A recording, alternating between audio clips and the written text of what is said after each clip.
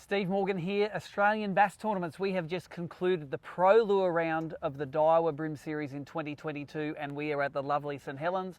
The sun is going down in the west because it's a really unusual event.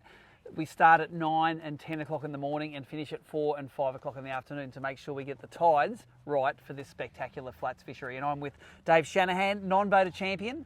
He came down, he did the 2 kayak events and then he did the 2 boating events as a non-boater. Yep. You love your bream fishing, don't you? I do. Always been a passionate fisherman, and it's great to do it as a competition as well. Yep. Tasmania is sort of special because we only get down here every couple of years, and I suppose, like most people, you see Tassie's on, you put your dates in, don't you? And you're I going think to I go. was in the first week. As soon as I heard it was in, I know the Hobie, when they announced their dates, straight away booked the boat. Yep. So I made sure I had a boat with a trailer. Oh, sorry, a trailer. With a kayak? With a kayak on it, so I could then work out the combination later on. But just get the kayak here first. Yep. We have a great arrangement with Hobie. We share the infrastructure for the event, share some of the staff, so the events are really well covered down here. And you've triumphed at this event. You've won your first event from the back of the boat. Yep. Yeah, it's been a great year so far. Take us through the through your 2 boaters that you had, and the non-boating. It's you get a different boater each day, so you can do vastly different things on 2 days. Tell us the story of your 2 days. Yes, I had Zane White. Zane White. Yep. White, sorry. On the first day, and he went to a spot towards the front of the bay. Yep. And pretty much said we're going to stay here all day. It's fairly shallow water. Yep. Just fishing over weed. So I had to get my head right, thinking, okay, even if there's no fish, I'm not getting a bite, just got to accept it.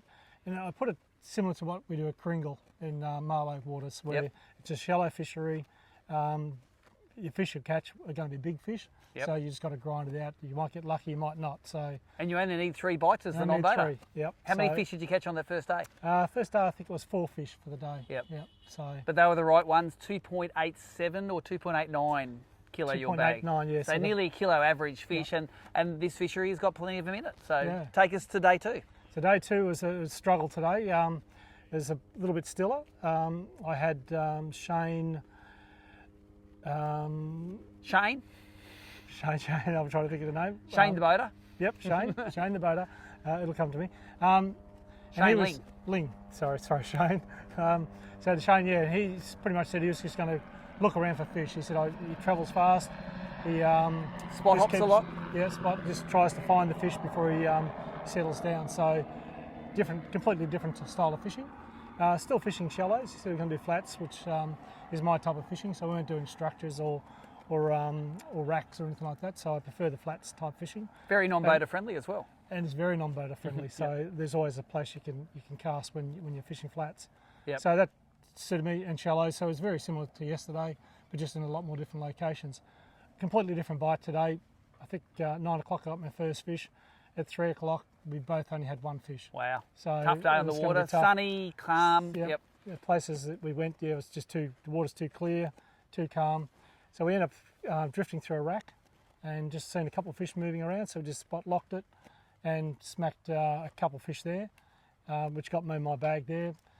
Shane got one there as well, and then we finally worked that area out. Then we just drifted out into the deep again and smacked another upgrade out there. I think I had a couple of upgrades today. Well, you had 2 remarkably consistent bags. I want you to take us through the tackle and the lure that you were using to get it done, and that looks remarkably similar. Looks very similar to the boater winner. Tell us what it is. It's a Hurricane Sprat 75 in machete colour, exactly the same. Different jig. I noticed Mark had a different jig head. Yeah, the jig head. You got a hidden weight system, I got a hidden weight, so probably Mark sounded like he left his sitting on the bottom a lot. Yep. I was a bit concerned that I was just going to get tangled up in the weed, so I let it a couple of little lifts, let it bob down, hit the bottom, and then just tweak it up Pop again. it up. So just constantly just tweaking, trying to let it sit as much as I could. I probably should have let it sit more. I'd like to leave a pause, but in this case I was thinking I'm going to get snagged up with weed all the time. But it didn't snag up too much. It was it's more the surface weed you'd drag back with it. Do they sink fairly horizontally, or do they go head I think first? with the hidden it does sit up a little bit, but it's the hidden weight sort of keeps it a bit flatter. Keeps it horizontal. Yeah. I had 2 rods set up with that. With non-boater, you only take your a few rods. Yep. I took 4 out, 2 with that on one with a slightly heavier weight for a deeper water. Yep. Just throw that in deeper, and that there would do most of the fishing today. Take us through this outfit. This is a very Spartan looking rod. Take us through it. Yeah, it's a pretty light little rod.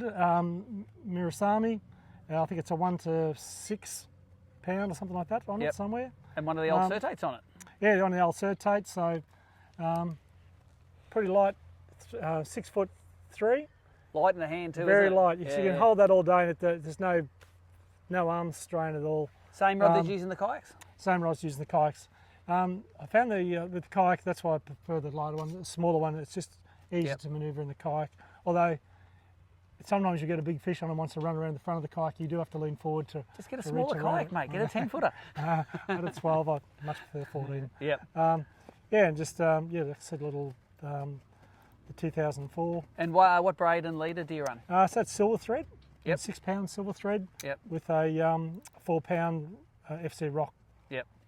Tippet. Yeah. Pretty standard, mate. And anyone who's sitting out there thinking, I might give this non-boating a go from the back of the boat, how have you enjoyed the experience? Look, one thing, being a kayaker, you're by yourself all the time. You're not learning anything new. Yep. So I also do the Vic BREAM with a mate. He's a similar boat. He's fairly new to it, Alan Lavelle. Thanks, Alan, for all the tips. But you're not learning anything. So it's a great opportunity for someone like myself to get out with someone. You could be going with former Australian champions who know all the ins and outs.